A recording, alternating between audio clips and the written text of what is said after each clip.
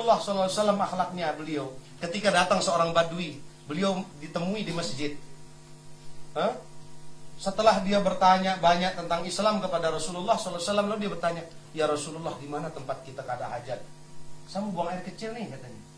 Karena orang badui itu biasanya dia di mana aja gitu. Orang kan dia pedalaman, orang repok. Badui itu namanya repok. Ya saya ini juga doktor, DR dengan repok.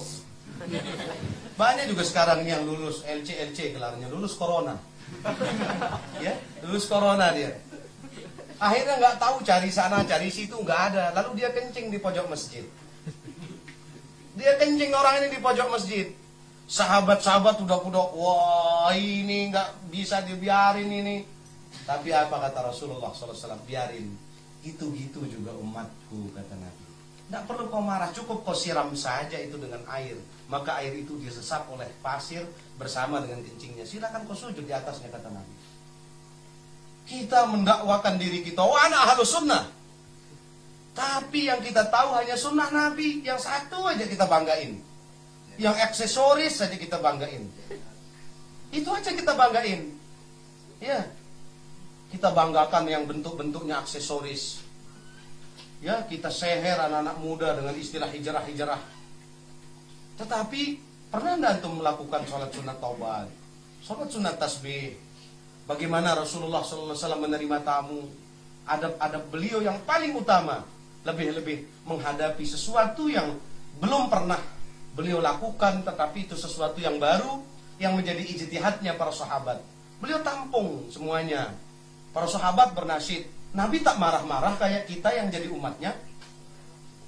Apakah itu perlakuan daripada yang dicontohkan oleh Rasulullah ketika mendengar nasyid-nasyid yang baik, yang mengingatkan kita tentang Islam, lantas kita marah gitu? Laisa min akhlaqin nabawi. Itu bukan akhlaknya Rasulullah SAW. Bukankah ketika ma min mahallin au baitin au masjidin yaqra'u fihi maulidun Nabi SAW, di mana ada tempat, di mana ada masjid, di mana ada rumah, dibacakan di situ maulid Nabi.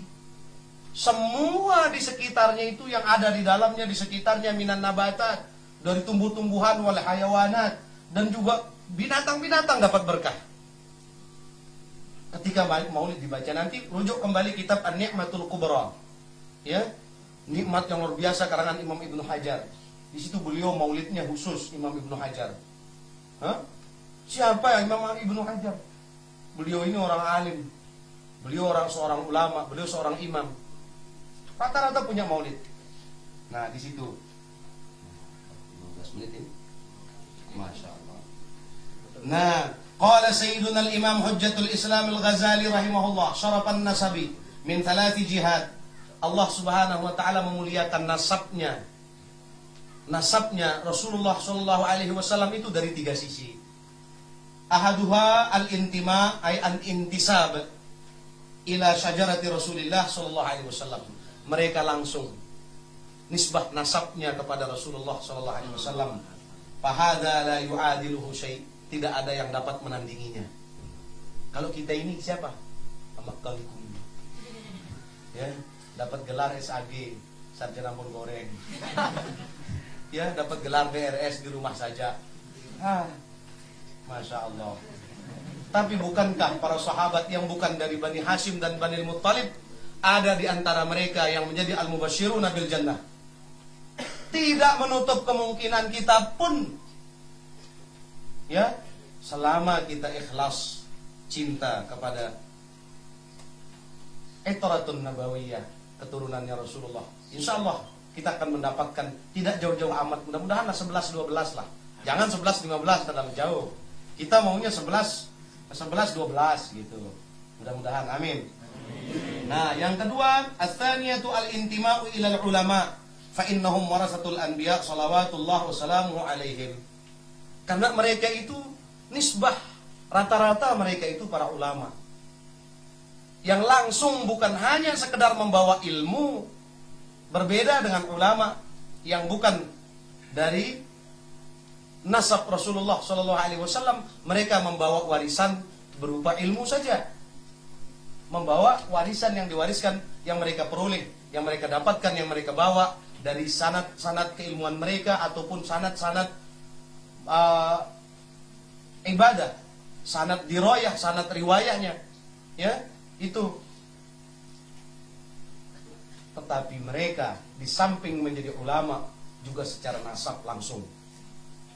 Makanya kita ma'syar Syafi'iyah terutama sekali, ya tanpa mengesampingkan, karena banyak juga ahlul bait, semuanya ahlu sunnah wal jamaah, ahlu sunnah wal jamaah, ya tidak cinta.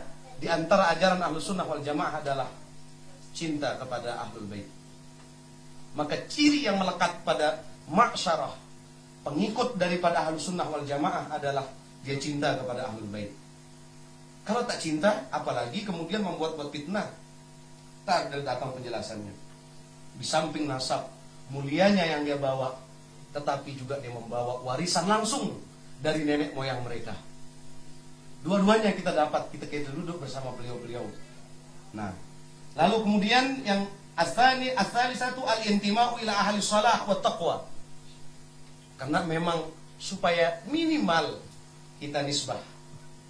Karena Nahdlatul Watan, Nahdlatul Ulama, semuanya berangkat dari hal tersebut. Itu apa? Ahli shalah wa ahli taqwa.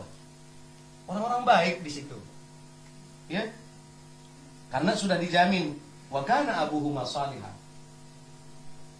Nenek moyang mereka itu memang nyata-nyata orang saleh.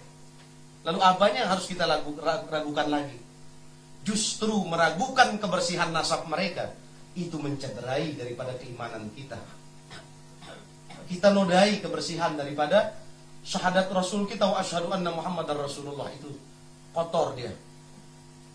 Nah, lalu kemudian waqalu su'ila Ibnu Hajar hal afdal asy-syariful jahil awil alim gairus syarif. Mana yang lebih afdal? Ya, Ibnu Hajar ditanya, mana afdal, syarif atau habib?